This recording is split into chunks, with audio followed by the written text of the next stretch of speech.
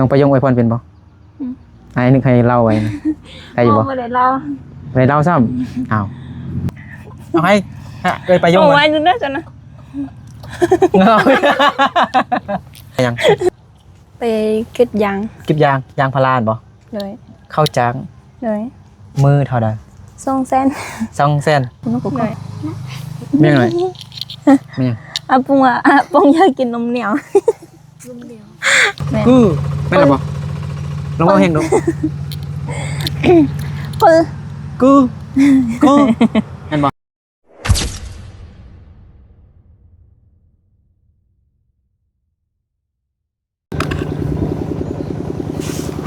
ไปพาน้องปลายงกินฮอดน้องปลายงโอ้เอ้าเข้าแป้งอันนี้เด้ทั้งมือก่อนวันนึกสิขึ้นไปยำเงินเข้าน้องไม่ตอนเช้านี่ก็เลยแวะมาดินนำน้องปลายงบนนึงก่อนปลายงไปอยู่เฮือนติน้องปลายงอยู่เฮือนบ่สบายดีน้องปลายงโดยโอ้มันติดเล็กอ้าวมีคลองมาฝาก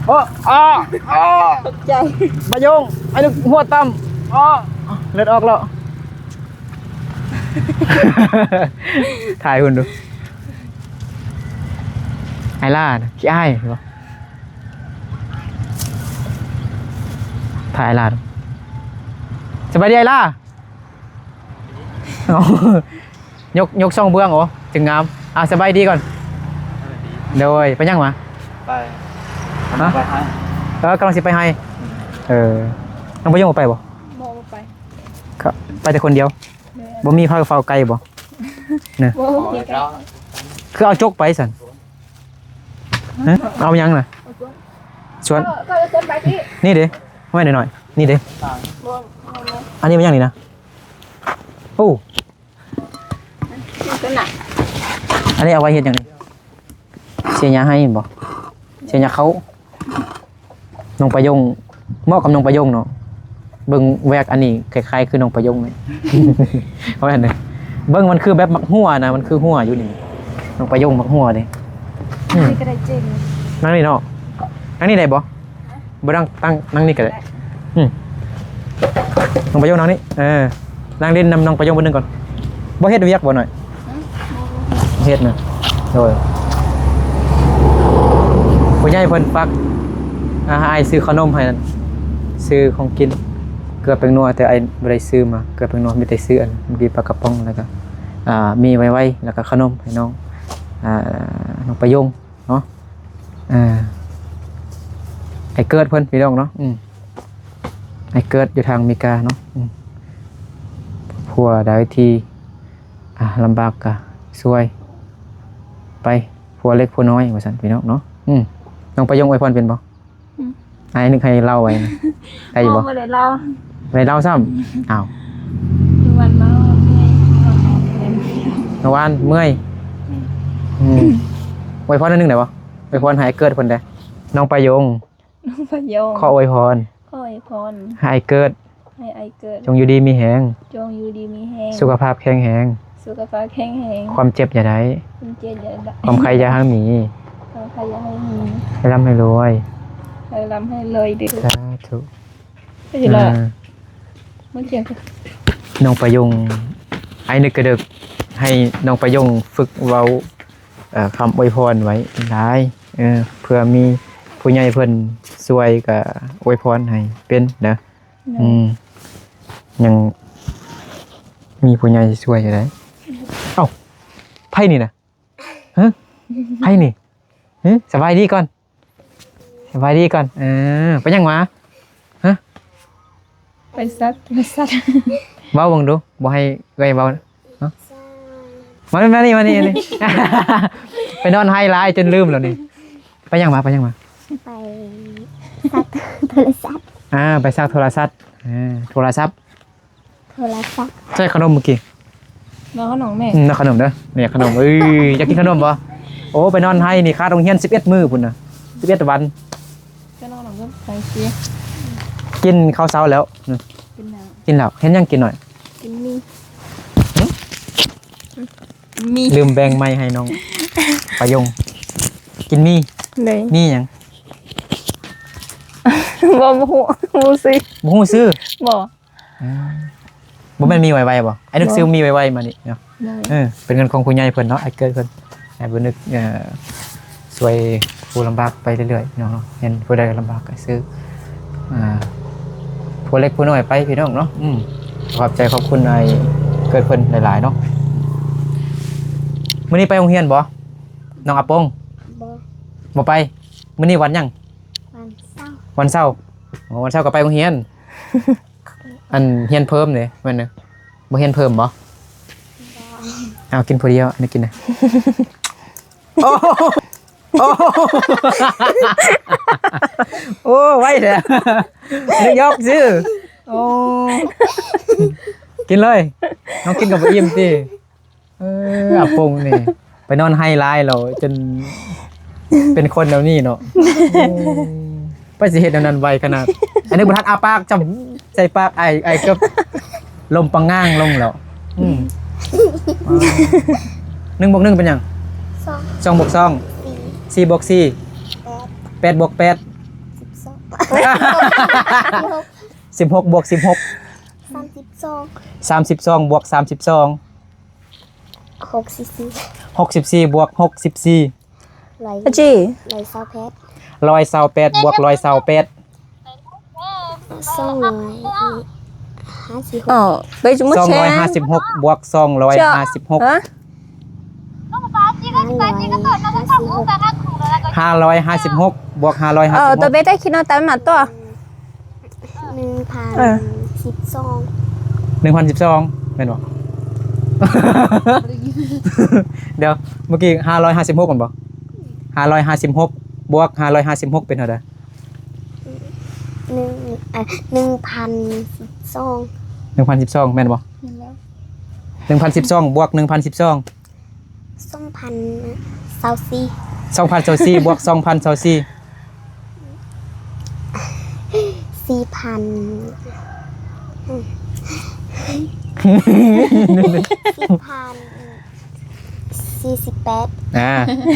4,048 บวก 4,048 เป็นเท่าไหร่ 8,096 เก่งแล้วมาโคตรไวพี่น้องเนาะคำนวณเลขเก่งแต่ได้แต่เลขบวกเลข5ในยากหน่อยนึงก็พอได้อยู่เลข5กับเลขคูณเนาะได้เลขหยังได้มีแต่เลขบวกเลขลบเลขเก่งบ่เก่งหน่อยนึงเนาะ1 ลบ 0 เป็นเท่าใดฮะเป็น1เหมือนแล้วโอ้เก่งไปเซ็งเห็นเก่งเนี่ยเอาสายคณิตศาสตร์เด้อประยงโอ้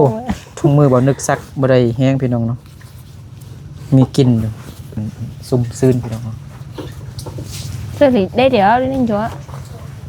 น้องอาโป้งกินข้าวกับยังมื้อเช้าวันนี้ฮะมีหยังมันมียำจัมโบ้มีมีไวๆแล้วมีหยังฮะ กินหยังน่ะกินกับบ่ส่วน FC ซ้ํไปนึกเด้อเอาตั้งใจป้อนแท้บ่ไอ้กินแท้ก็น้องประยงป้อนน่ะ Ở bộ anh อ้าวฮะไปประยงป้อนอันนี้ก่อนเอาให้ฮะไปยง Bộ ก่อน anh luôn đó cho nó ค่อยๆป้อนโอ้ค่อยๆป้อนมา Mẹ อายกซื้อเห็นอายกน้องใหม่บ่น้องใหม่เห็นอายกน้องใหม่บ่เห็นในลงเฟซบ่เขาเบิ่งเป็นหมื่นเป็นแสนพุ่นอายกน้องใหม่ก็อยู่ข้างล่างไง Rồi đó Mẹ rồi nè ไปเมื่อยแห้งเนาะไปนอนไปนอนบ่เมื่อยนั่งตักไอ้เลยฮะกินฮอดไอ้ประยงเนาะไอ้ประยงเฮียนเก่งบ่เก่งจักเปอร์เซ็นต์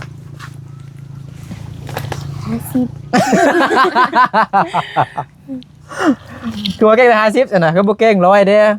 50มันมีแต่ครึ่งเดียวซื่อๆเอ้ยประโยงบ่เก่งเด้ก็เก่งเลยหั่นนะ50 95แล้ววันนี้ยัง 5% บ่เก่งกันบ่โอ้เก่ง95คือบ่ให้เต็ม100เลย95บวก95เป็นเท่าใด 190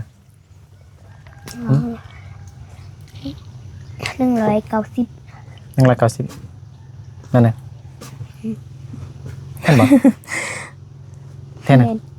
แม่น เก่งคำนวณเลขเก่งพี่น้องเนาะคลายเครื่องในเก่งนะเจ้าคลายเครื่องนี่เขาบ่เอาเลขคูณเลขนั่นดอกเลขหารดอกเอาแต่เลขคูณกับเลขบวกเอาเลยสมมุติเนาะอันนี้เท่าไหร่10อันนี้20อันนี้15 17น้องก็คิดไรบ่ต้องใส่บ่ต้องบีบจักคิดไรเลยเก่งเนาะคือเสือเด้อพ่อแม่เด้อ อยู่ให้ พ่อแม่อยู่ให้มันบอกประโยง แม่น พ่อนอนให้แล้วพ่อแม่สิมามื้อใดสิกลับบ้านมื้อใด บ่ฮู้ หมูน้องว่าเดือน12นะตอนนี้ก็เดือน11โอ้ยังพอดีครึ่งเดือนเนาะอีกตึม15มื้อฮอดเดือน12ใกล้เดือน12แล้วก็ท้ายเดือน12ก็บุญกินเจียงแล้วเด้แต่บ่เขาฟ้อนบ่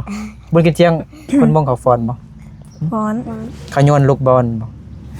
จึ๊บถึกใจผู้ใดมักมันบ่น้องประยงน้องอาโป้งก็สิได้แฟนบุญกินเจียงนี่แหละเนาะน้องประยงคือกัน บ่ได้ บ่ได้เนี่ย có thể chờ เจียดไหล เงิน FC เอาให้มื้อนั้นเบิดดอกบ่ nhá ยังจากรัฐ xăm lạnh ยัง300,000น้องประยงมาสั่งยอกแล้วยัง300,000 rồi เมื่อวานนี้น้องประยงไปยัง ไปkết giang กิบยางพาราบ่ rồi เข้าจ้าง rồi มือเท่าใด xong sen 200,000 rồi 2 xong lạnh ạ ล้านน้องอาปุ้งนี่เขาจ้างบ่ bò nè เอ้าแล้วไผอยู่เฮือน ấp bông bông một bay อาปุ้งอยู่เฮือน rồi ấp bông อยู่ผู้เดียว cái lai ไอล่าอ๋อไปจ้างอยู่ไสไปเก็บยางพารา năm hia น้ำเฮีย เลย โอ้น้ำเฮียพี่น้องเนาะขี่รถไปกับประมาณ20ปลายนาทีพุ่นน่ะ10 30พุ่นน่ะไกลอยู่เนาะโอ้นักบ่ใส่กล้วยบ่บ่ men นักบ่ nát นักอ๋อเบิ่งบาดบ่แม่นแดงหมดแล้วบ่ซับหมดแล้วบ่ bò đen บ่แดงน่ะโอ้กำใหญ่เนาะแต่ละมื้อกินข้าวกับหยังน้องอาปงประยง thường nó món ra chưa nè กินมาหยังคือว่ามักหัวแท้ mà đẹp mi đẹp โอ้อันนี้กินมักกินมักกินมีตลอดคือบอกบ่ยักหัวจัง มันต้องประยงกับอาปงกินมักหัวอาปงให้บ่มักหัวเนาะมีแต่เอ้ยประยงเนาะ ไปจะเฮียนเด้อ เดิน เหนื่อย chưa có gì มื้อนี้อยู่บ้านเนาะก็เฮ็ดเวียกเฮือนเฮ็ดหยังเกลือแป้งนัวเด้ยังบ่ nhá ยังอยู่เบิดแล้วก็บอกไอ้เด้อ rồi ซื้อมาให้มื้อนี้สิขึ้นไปห้วยสะแงมก่อนพี่น้องเนาะ đi tôi bay เสื้อใหญ่แท้ เสื้อไว้ có ai lao hả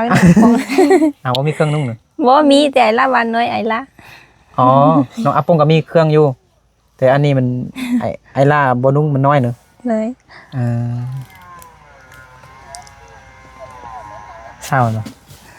เศร้าน้อยบ่ men เศร้าน้อยมื้อนี้เอ้ยล่าอยู่เฮือนบ่ บ่อยู่ บ่อยู่เอ้ยล่าไปยัง ไป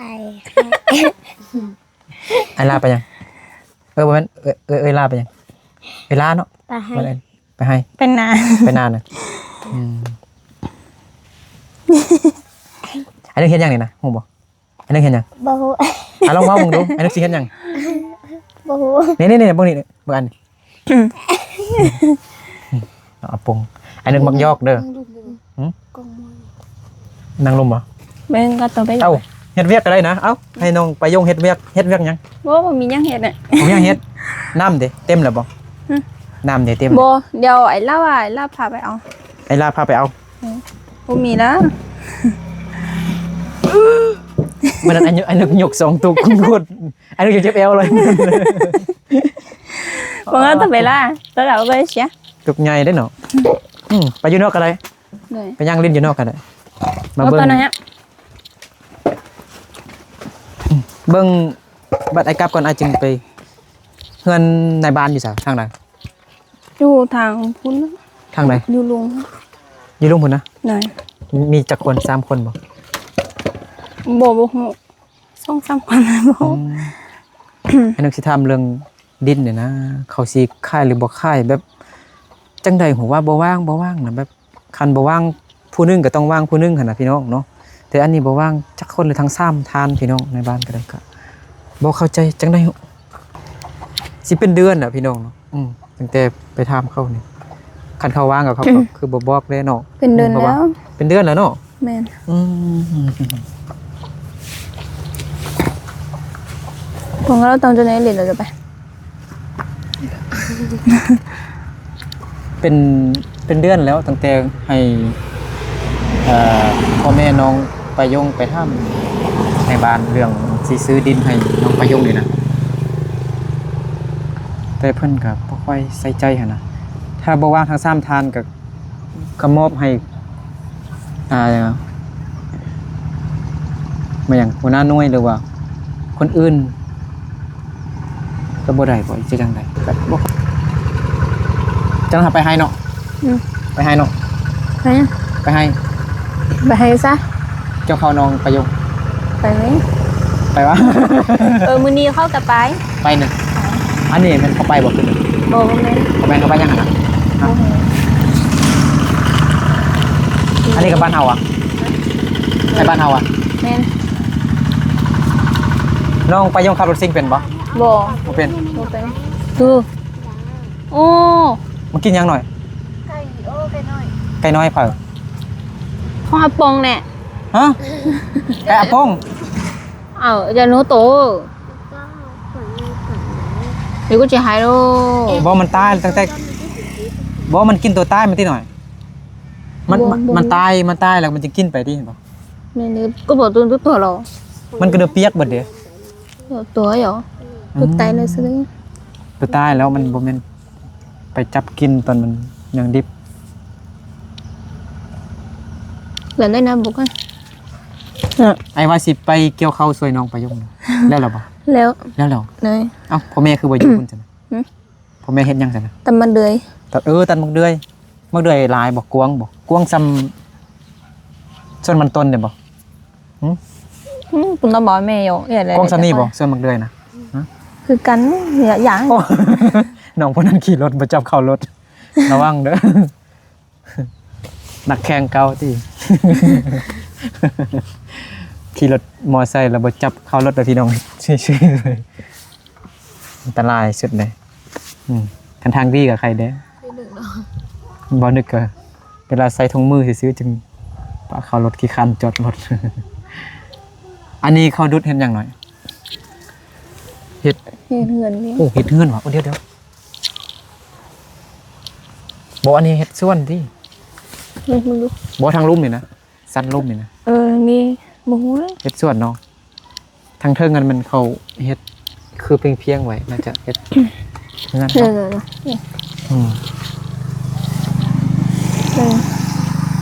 เดี๋ยวป้องเดี๋ยวเพื่อนมาแล้วก็ยีแต่แล้วก็ยีคุณน้องก็ แม่งหน่อยแม่ง อาปุงอยากกินนมเหนียว แม่งน้ำเหนียว อาปุงมาเดี๋ยวไปละสเต็กซื้อให้อาปุงกิน เมื่อใดน้องสิไปจังไงน้องใจเงินบ่ อยู่เดี๋ยวน้องไปยงไปเนี่ย บางทีมื้อแรกอาจสิกลับมาอีกเบิ่งมื้อแรกอาจสิมาแวะเล่นอีก เหนื่อย ถ้าอันนี้เงินยังเหลืออาจสิให้ ซื้อสัญญาใหม่ สิจักหน่อยตอนเที่ยงนี่สิมี ไอคิงเพิ่นสิมาลิ้นนำแต่ไอคิง ไอ้คนพูดได้ก่อน ไอคิงเพิ่นไอคิงอยู่สัญญานี่ก็เขามันให้คลิปคือไอ้นี่นะมาลิ้นนำน้องคือไอ้นึกนี่ให้ FC เห็นก็ FC บางให้ FC เบิ่งหลายๆบางทีอาจจะมีผู้ใหญ่เพิ่นช่วยเหลือนะเข้าใจบ่ เข้าใจ จังได๋ไอคิงมาอันนี้ก็มานั่นแหละ มาไหม มาแม่ เฮ้ยมาแม่ลองดูเราคือไอ้นี่มาไหม บ่ น้องประยงว่าไผมาลิ้นนำก็ได้ต้องซื้อขนมให้น้องประยงจากทง2ทงน้องประยงว่ามาแม่นะแต่ต้องซื้อขนมให้น้องประยงเลยอาปงกินกันจึงมาลิ้นมาแบบบ่มีหยังติดไม้ติดมือบ่ต้องมาสิเนาะ บ่มีลายก็มีขนมแกนนึงเนาะขนมอมกันเลยแกนละพันแกน500หั่นนะ จังน้อยน้องสิไปหลัก18ไปนำพาย นำอาจารย์พวกเราแล้วจ้ะ บ้านกับป้อง พวกเราไปหรอ ป้อยกับ บ่ไปนำบ่ฮู้ว่าภาษาลาวนี่ได้ ไปนำน้องใจนะ บ่แม่น ไปนำป้า ไปนำยา ย่า ยังถูก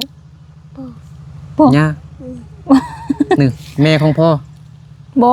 เอ้า แม่ของน้องลาเขาเนี่ยแต่บ่แม่นว่าบ่ฮู้ว่าผู้ใดไป แม่เฒ่า เลยเขาโทรหาว่าเดี๋ยวน้องประยงพาเข้าไปแต่บ่ฮู้ว่า เขาเฮ็ดหยังหลัก18เขาไปเฮ็ดหยัง ไปซื้อเครื่องน่ะ ซื้อเครื่อง เลย แจ้งอยู่บ่แดนมาทางนี้คันเดียวแจ้งฮัลโหล แต่จะไปยิงชี้อ่ะ มาจี เดี๋ยว ให้จีให้โจให้โจมันบอกโจไปว่าหยัง ย่อ โยไอ้เว้าได้เหรอเด้อันตัวห้อยน่ะตัวห้อยอันนี้เว้าได้เหรอเด้ ๆปืน กูอะไรกูบอก แม่ กูไม่นละบอกลองเอาแห้งดู ปืน กูเห็นบอก บ่แม่น บ่คือคือกูแม่นบ่ แม่น กูน้ำลายมันนึกเต็มคอแล้วกว่าสิเว้าได้กูแม่นบ่ บ่มันคือนะเด็กปืน กูเอายากกันนั่นแหละคำนี้พี่น้องเนาะ ก็จริงบ่ชอบชวนนะก็ปุ๊บจะด่า น้องเอาปุ้งมาบ่ได้ติ หายคือนะ ตื้อ มีเสียงคือกันบัดบ่นึกในตาว่ากูเหมือนกูดรูบ่คือก็ได้เนาะ ได้ แต่ว่ามันบ่ค่อยทึกทำนองมันบ่ค่อยทึกแล้วก็เสียงแต่ว่ามันก็ออกสระอื้อเนาะแต่มันบ่ทึกอันอีหยังพยัญชนะมัน คือก็ได้มันบ่บ่เป็น กู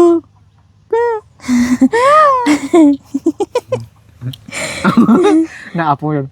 นี่กูกุ้งเด้ให้ลืมละ หมดจื้อ มวยจื้อมันมวยเจ้าน่ะ บ่หมดเจ้ามันกระปู มวยเจ้ากับปูเนาะอ๋อกูว่าอย่างเนาะห่วย ปืน มักหุ่งเด้ หมกกัว มักกลัวเฮียนหลายคำศัพท์ก็เลยลืมถามเบิดแล้วมื้อนั้นพี่น้องถามของประยงเพิ่งจังได๋สิขึ้นไปบนหัวจักโมงจักนาทีเหรอ โซซี 24นาทีแล้วน้องประยงมาเฮ็ดหยังนะ บ่เฮ็ด เฮ็ดเวียงแล้วเหรอเฮ็ดจังได๋ ฮะ เฮ็ดเวียกหยัง บ่ได้เฮ็ดหยังอ่ะ ตอนเช้านี้ไม่เต็ดเต็งกิน แต่งกินแต่งกิน เงินตอนนี้เงินน้องประยงตอนนี้ยังจักแสน 4เส้นไป แล้วยังอาจจึงถามฮู้อยู่ แล้วเงิน FC เอาให้น้องหวานยัง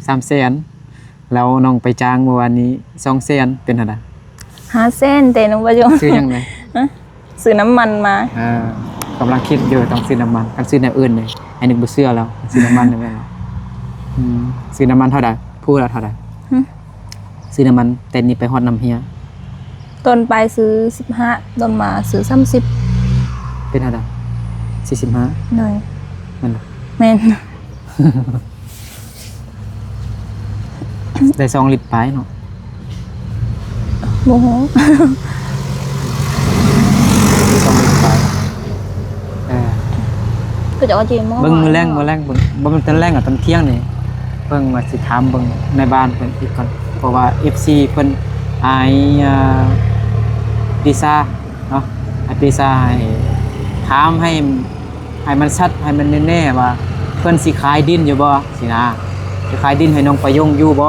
หรือว่าเขาบ่ขายหั่น มี นะ วันน้องประยงโ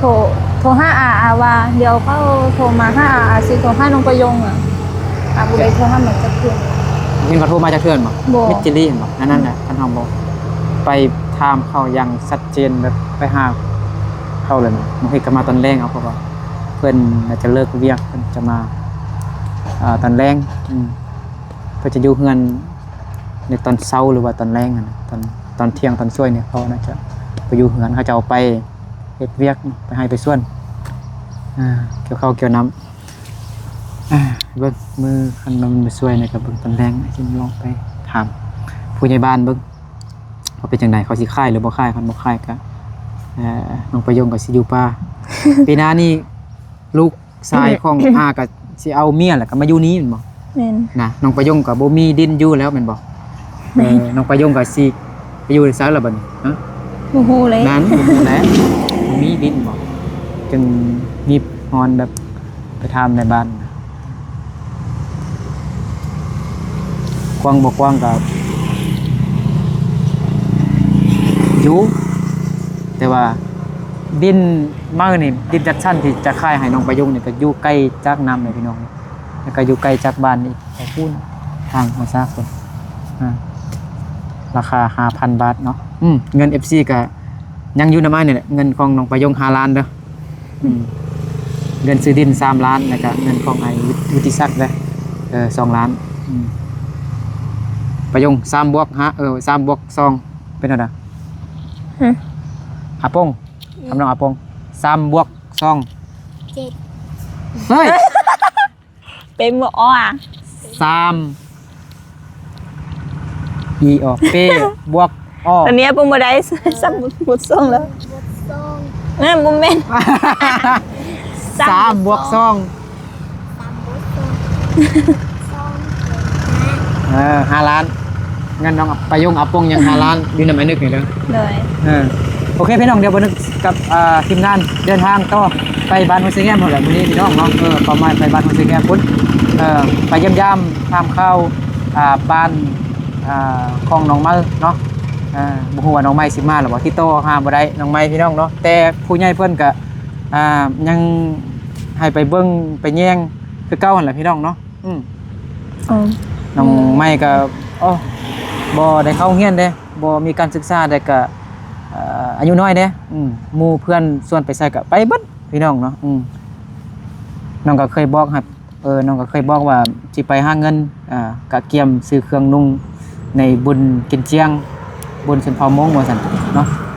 ก็บ่แน่ว่าน้องไปลิ้นหรือว่าไปเฮ็ดเวียกแท้บ่นะแต่เฮาก็บ่เห็นน้องไม้ก็ซื้ออิหยังไปฝากพ่อแม่เขาแล้วก็เด็กน้อยเนาะของน้องชายน้องสาวของน้องไม้ก็อยู่บ้านแหละเดี๋ยวนี้พี่น้องเนาะโอเคอยู่ดีไม่แห้งเบิร์ดซื้อผู้ซื้อคนบ๊ายบาย บาย ไปเอฟซีป้า